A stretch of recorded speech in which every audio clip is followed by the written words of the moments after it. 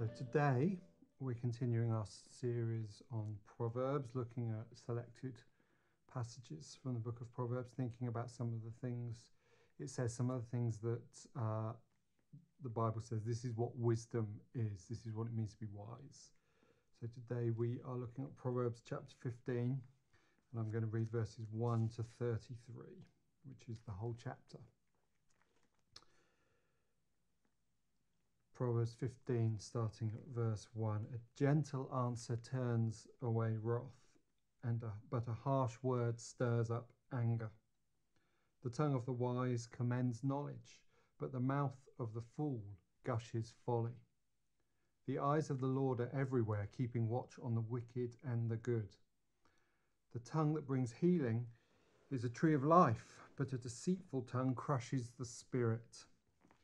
A fool spurns his father's discipline, but whoever heeds correction shows prudence.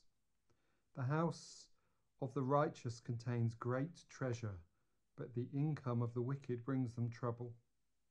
The lips of the wise spread knowledge, not so the hearts of fools. The Lord detests the sacrifice of the wicked, but the prayer of the upright pleases him.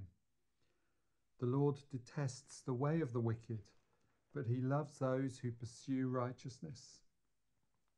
Stern discipline awaits him who leaves the path. He who hates correction will die. Death and destruction lie open before the Lord. How much more the hearts of men? A mocker resents correction. He will not consult the wise.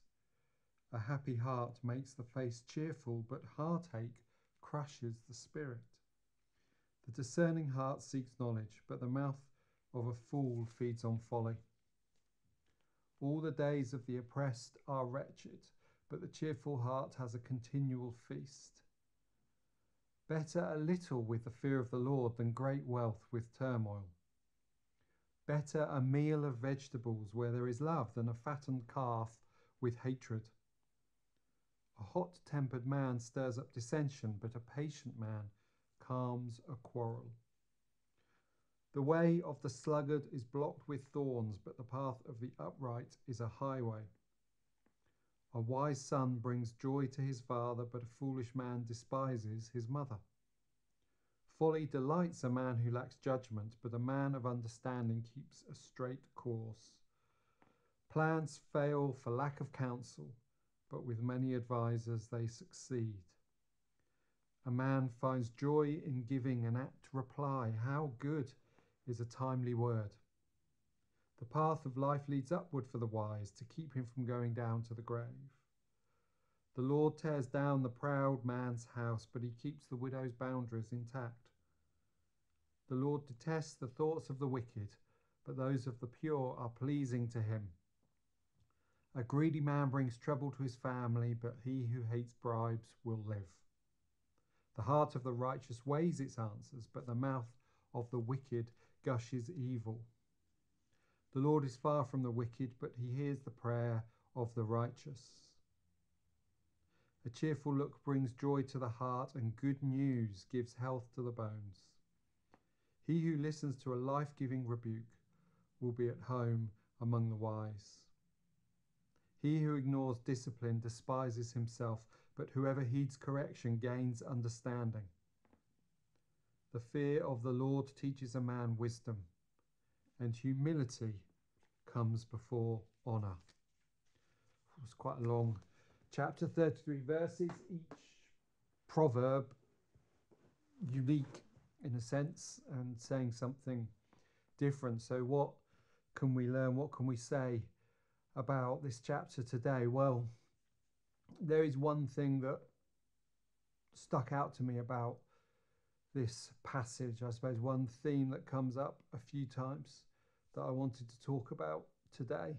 You see, I think we live in a time where we can feel like you don't know what's true anymore. You can't ever be sure what's true, what's real. Social media says, well, you can't trust the mainstream news. They're biased. They protect the status quo. Mainstream news says, well, you can't trust social media. There's no one checking the truth of what's being said. You can't trust politicians anymore. You can't trust the police. You can't trust the church. You can't trust anyone. You can't trust your eyes even, because the images you're looking at, how do you know whether they're real? Maybe it's a deep fake. Maybe someone's been removed from the photo. Maybe that person you're looking at, well, all of us really, on social media, we often have filters, so we're presenting a fake image of ourselves. You can't trust what you see. You can't trust even what you hear. That music you're listening to, well, now with AI, thank you AI, you can't even be sure it's the original artist, the voice you're hearing. You can't even be sure if it is the person or just AI imitating their voice, imitating their music. You can't be sure of anything these days, and it feels like we're living in a time where you can never be sure anything is true, where you feel like you're being lied to all the time.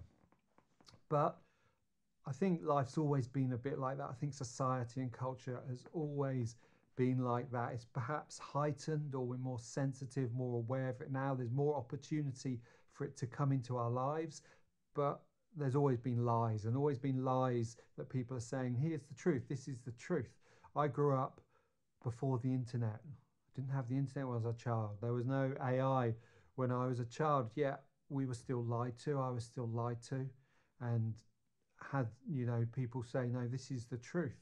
And one of the biggest lies I was told as a child, it's probably a lie you may have heard. Maybe you were told it too. Maybe you've believed it all your life.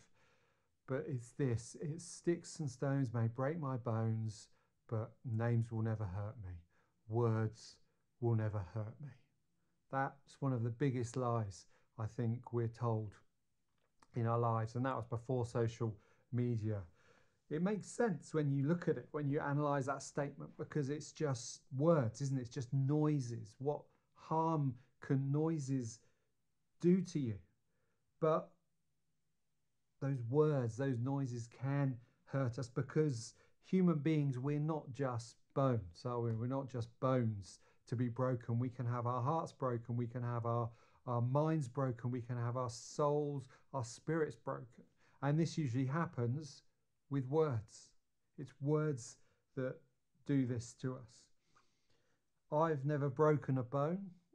I've lived a charmed life. You may say, oh, I'm just a coward. One of the two, you can choose.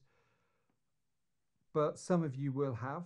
And do you remember the pain? Do you remember the pain of breaking a bone? Maybe you do. Maybe you don't. It's past. It was a long time ago now.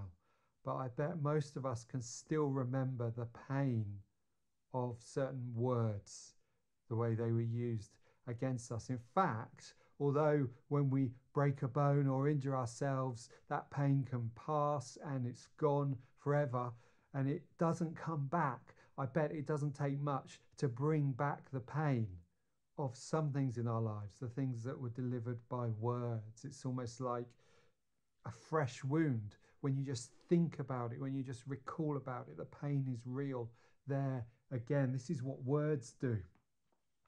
This is a convoluted introduction, isn't it, to a sermon on this chapter of the book of Proverbs. But this is the thing. This is what Proverbs was talking about. I feel this is the thing that stuck out to me about this chapter, is how often this chapter, how often Proverbs, how often the Bible, how often other wisdom traditions throughout history make this point that words matter, that words are important, that words are powerful things.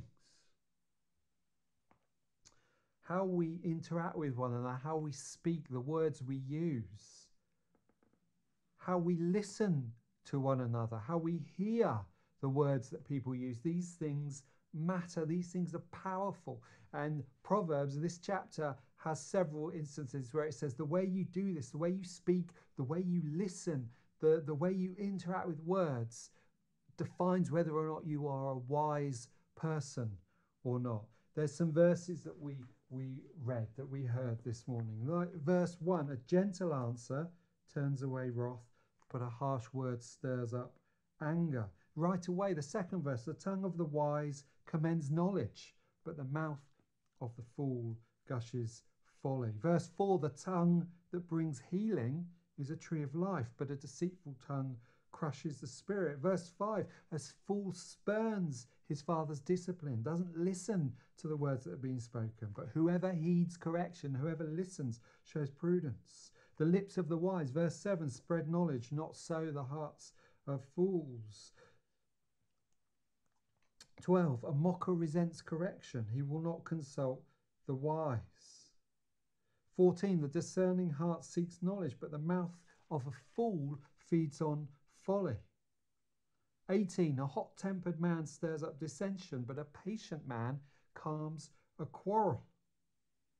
The way that you use words, the way that you listen, can stir up dissension or calm a quarrel. Verse 22, plans fail for lack of counsel, but with many advisers they succeed. Words can make plans succeed. 23, a man finds joy in giving an apt reply, and how good is a timely word. 28, the heart of the righteous weighs its answers, but the mouth of the wicked gushes evil. 31, he who listens to a life-giving rebuke will be at home among the wise. 22, he who ignores discipline despises himself, but whoever heeds correction gains understanding. These are the kinds of things that Proverbs says how you use your words matters. All throughout the Bible, James, in his letter in chapter 3, he speaks quite a lot in those first few verses of chapter 3 about the tongue. You know what he says? He says the tongue is a fire, a world of evil among the parts of the body. That sounds a bit harsh, but he's making this same point. Your words are powerful things. And James says, well, if you can control your tongue, if you can control the words you use, you are a perfect man, perfect person. That the power to, the self-control to control the words you use makes you perfect, according to James. That's how important this is. That's how this big an issue this is. Now, you know as well as I do that there are lots of things in this world, that in our society, in our culture, that you need training for. You need a license. You need a license to drive. You need licenses and qualifications to use heavy machinery.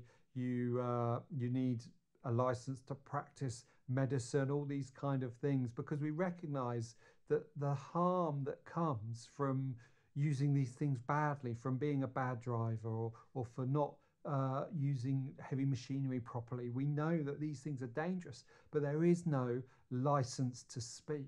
There's no test people have to take before they are allowed to speak, before they are allowed to exercise that power of words. We wander around, all of us, like a toddler with a shotgun, with the power to speak into people's lives, words that can destroy, that can harm, that can break down. And the Bible says this matters, this is important. The way we use our words makes a difference. One thing I find when you read the Bible a lot is you get a bit familiar, over familiar if you like, with some parts of it, with some of the passages. And I think the Gospels are a prime place for this to happen, because we think a lot about Jesus, we read a lot about Jesus. What he says, what he does is important, but he says and does a lot, and there can be those verses hidden away in the Gospels that no matter how well you know the Bible, you miss, you don't realise that are there. For example, in Matthew chapter 12, verses 26 to 27, Jesus says something that you may know, you may not know, you may never have realised that these words are in the Bible, that Jesus says we are going to have to give an account for every word we speak. We'll be judged not just by what we've done, but by what we say. Words matter. The way we use words matter. It's a serious business, speaking, using words. The Bible's been saying this for a long time. You know, words matter. Words are important. They are powerful things. Some of us call ourselves Christians. Some of us call ourselves followers of Jesus, we have no excuse. We can't, at the end of our lives, look back on what we've done with our words and say, oh, well, I didn't realise it was so important. I didn't realise it mattered that much. I thought what I did was what mattered. We've got no excuse because the Bible's been saying it for centuries, that our words matter, how we use them matters. So why say anything? Why speak at all? Surely it's better just to keep quiet and never say anything. If the risk is so great that this is such an important thing, let's just take a vow of silence and never speak again. Swallow all those words that build up inside us. Surely that's what the message of Proverbs is. Surely that's what the message of Proverbs should be. Don't speak. Don't say anything. It's too risky. It's too dangerous. That's not the message of Proverbs. That's not the message that we read in this chapter. That's not the message we read elsewhere in the Bible. The message of Proverbs about words, I think you find in chapter 18, verse 21, which we haven't read, but it says, the tongue has the power of life or death. Proverbs 18:21, the tongue has the power of life or death. And that, I think, is the message of Proverbs. That's the message of the Bible. The tongue is this powerful thing that can harm, that can do great harm, but it also has the power of life. And we choose whether we use it to bring life or to bring death into the world. That's the message of Proverbs. That's the message of the Bible. Not that we should never speak, but that we should think carefully about how we use our words, and we should seek to bring life rather than death into the world through our words. That's the point. We choose. We choose what we do with words. I look back on my life and I cringe sometimes at some of the careless things I've said. You know, those moments, you see the look in people's eyes and you wish you could take the words back as soon as you said them, but it's too late. I've had those moments. I imagine some of you will have too, and I'm ashamed of them. I'm embarrassed about them. I don't really like to talk. I don't like to speak, which is an odd thing for someone to say, considering I'm a preacher, but I don't really like it. I meet a lot of people whose their first encounter with me is seeing me, hearing me speak at some event or something like this, and the comments are usually the same. It's like, James, you're really different in person. You know, when I heard you speak, when I saw you on that stage or whatever, I assumed you were this outgoing extrovert people person. But then I meet you and find you're, you know, antisocial, grumpy, miserable, so and so. Because I don't like to speak. I don't like to talk. People come to me with questions because they are under the mistaken impression that I know things, that I have answers to their questions. I make it a habit of not answering people's questions if I can. I try not to say too much. I'm much happier if people figure out the answers for themselves, because I don't like to talk. I don't like to speak. I don't like to say things. But the problem I have is that God has a different opinion to me. God has said to me pretty clearly over the years, James, I need you to talk. I want you to talk. It's what you should be doing. I've mentioned before, possibly, in various places, that I kind of have a love-hate relationship with preaching. It's not something that I get excited about, that I look forward to doing. Many Sundays I just would rather, you know, stay in bed and pull the covers over my head. But God says, James, get over yourself. There are more important things in life than what you want. And he has placed on me the expectation and the burden and the responsibility of making noises, using words, speaking, doing this very thing that I am reluctant to do because I'm aware of how powerful, how much responsibility, how important it is to use words well. This is probably, I think, in a sense, one of the only things I have in common with the Old Testament prophets. I love some of those Old Testament prophets because some of them didn't want to speak either. They didn't want to preach either. Jeremiah's one of my favorites, who is fed up with God saying, say this, say that, because every time he speaks, it gets him into trouble. And he says, so God, I said, I'm not going to say it anymore. You can tell me all you want to prophesy. You can give me all the words you want, but I'm not speaking. But Jeremiah says, I couldn't do it. I tried to shut those words up, but they were like a fire in my bones, and I had to speak them.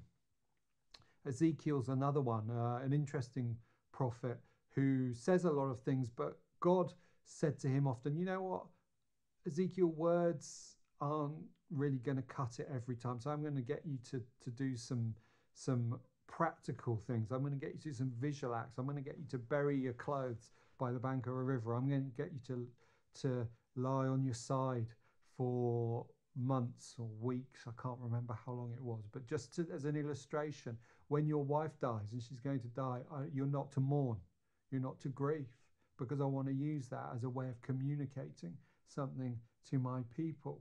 I bet Ezekiel had those moments too where he said, God, why me?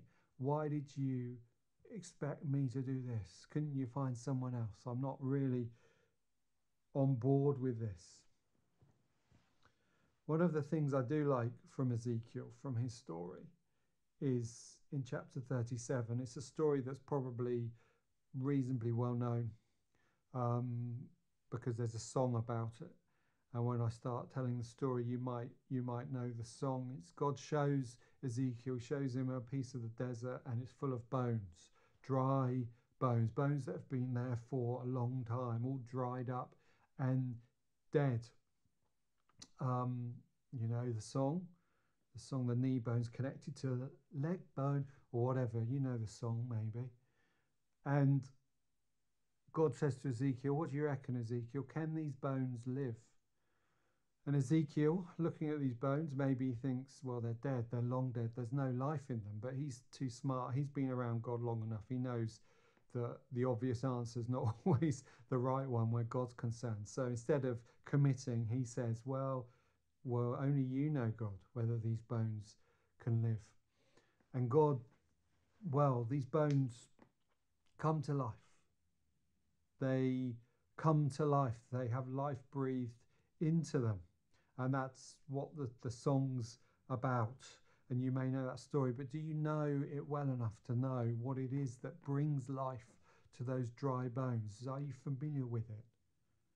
What is it God says to Ezekiel to do? He says to Ezekiel, Ezekiel, speak to the bones, prophesy to the bones, bring my words to the bones. And it's when Ezekiel does that the bones come to life. It's words. That's where this is going. That's where this insight into my personality is heading, to this one point. It is words that give life to dry, dead bones. That's what's happening in that story. Words don't just have the power to destroy, to harm. That's maybe what we remember. That's maybe what we're afraid of. Maybe that's what we think back on in our lives, the damage that words have done. But never forget that words have the power to heal. Words have the power to bring life. Proverbs 15, verse 4 that we've read. The tongue that brings healing is a tree of life. You have a choice. God has placed this power into our hands, the power of words. He's given it to us. And as I said, there's no restriction, there's no boundaries, there's no test you have to take before you are given this responsibility, regardless of age, gender, ethnicity, nationality, any of these things. God has placed this gift into your hands, and like every gift of God, it's up to you how you use it. And there are people who will use that gift to destroy. We know them.